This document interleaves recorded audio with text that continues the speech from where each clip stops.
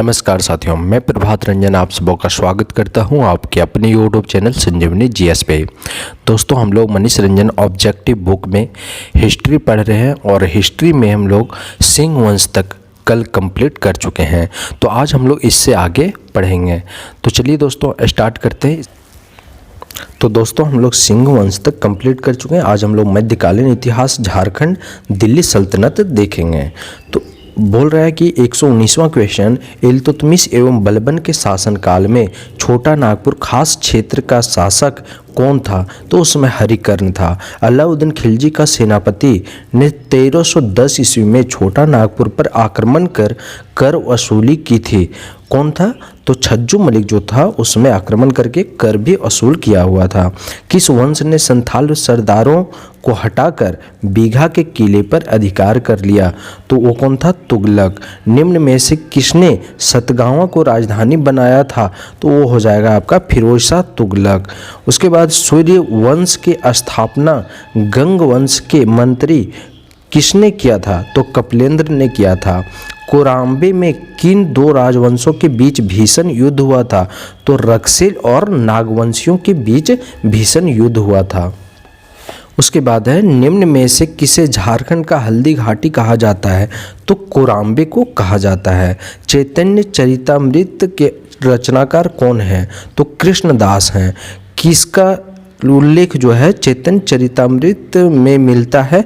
तो कुरान। उसके बाद हम लोग देखते हैं झारखंड मुगल वंश। मुगल वंश के समय पलामू में किसका शासक था? तो रक्सेल वंश का था। The Nagvanshi and the Cheros किसकी पुस्तक है? तो बी वीरोत्तम की पुस्तक है। बी वीरोत्तम ने चेरो वंश का स्थापना किसे माना है? भागवत राय को माना है। उसके बाद है, शेर शाह ने किसे पराजित कर राजमहल क्षेत्र पर अधिकार किया था? तो हुमायूं को हरा करके और राजमहल पे अधिकार किया। चेरो वंश का सबसे प्रसिद्ध राजा कौन है? तो वो मेदिनी राय है। टकरोई की लड़ाई किसके बीच हुआ है? तो वो हो जाएगा अब्दुल खान खाने खाना और जुन्नैद कुरानी, ये दोनों के बीच में टकरोई की लड़ाई हुई है जिसमें जुन्नैद कुरानी हार जाता है। तो मुगल आक्रमण के समय नागवंश का शासक कौन था? तो मुगल वंश जो था उस समय जो नागवंश शासक था मधुकरण शाह हो जाएगा। कौन मुगल अधीनता स्वीकार कर मान सिंह के अंगरक्षक दल में शामिल हो गया था? रंजीत सिंह हो जाएगा। चेरो राज्य पर नियंत्रण स्थापित करने के लिए अकबर ने किसके नेतृत्व में सेना भेजी थी? तो शाहबाज खां के नेतृत्व में। मान सिंह ने कहाँ एक किले का निर्माण करवाया था? तो रोहतासगढ़ हो जाएगा। अकबर ने किसके नेतृत्व में तिलैयागढ़ पर अधिकार किया था? तो वो हो जाएगा मान सिंह। लेकिन यहाँ पे टोडर मल दिया हुआ है आंसर में, तो मान सिंह होगा। शंख नदी में पाए जाने वाले हीरे ने किस राजवंश का ध्यान झारखंड की ओर खींचा? तो मुगलों का ध्यान झारखंड की ओर खींचा।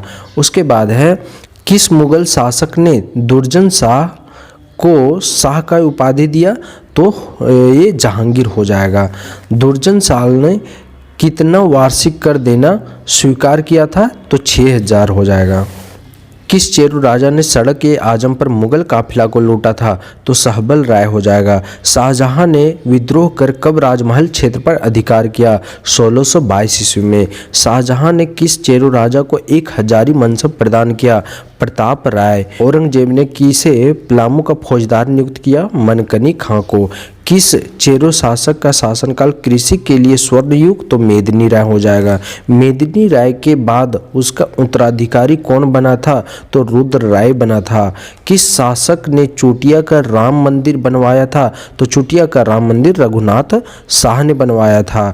किस किले में प्रसिद्ध नागपुरी दरवाज़ा स्थित है? तो नागपुरी दरवाज़ा पलामू में स्थित है। मुगलों ने कहाँ एक शाही टकसाल स्थापित की थी? तो राजमहल में हो जाएगा।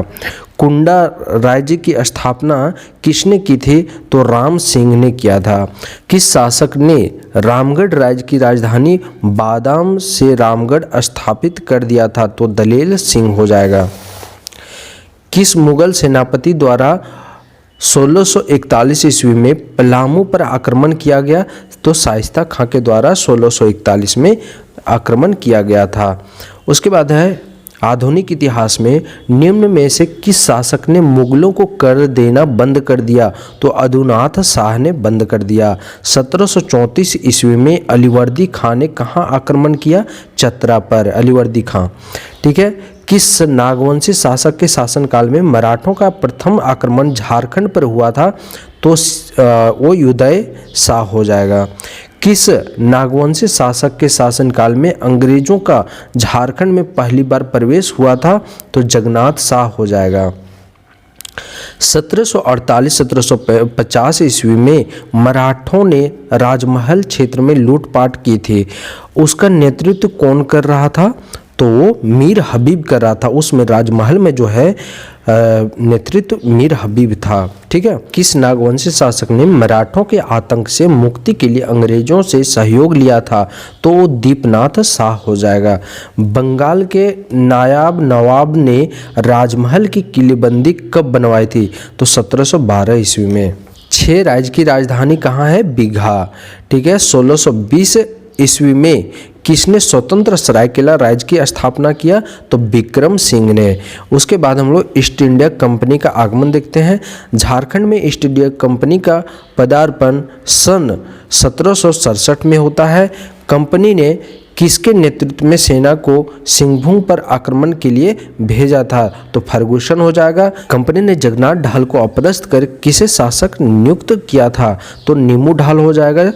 जगन्नाथ ढाल को हटा करके अंग्रेज अधिकारी फोर्बिस एवं पोड़हाट के राजा के मध्य संधि कब हुआ था?